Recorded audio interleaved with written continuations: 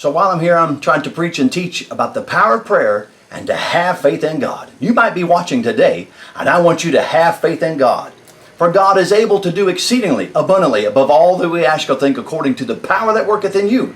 And I had told a family, I said, let's have faith in God, let's pray and believe and trust the Lord. And now there's a family here in the Philippines that's receiving a blessing from obedience and as a result of the power of prayer and having faith in God. I hope this blesses you, and I want to encourage you, have faith in God. God is able.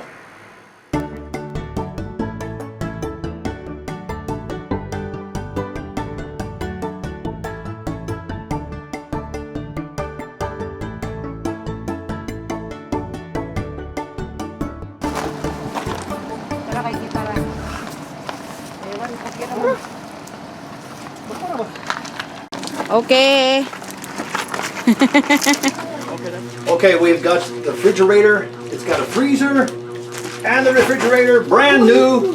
It's going to help this wonderful, beautiful, precious family, much needed, and they will be glad to have it. We got a Hanabishi, it's paid for. Thank you for helping making this possible.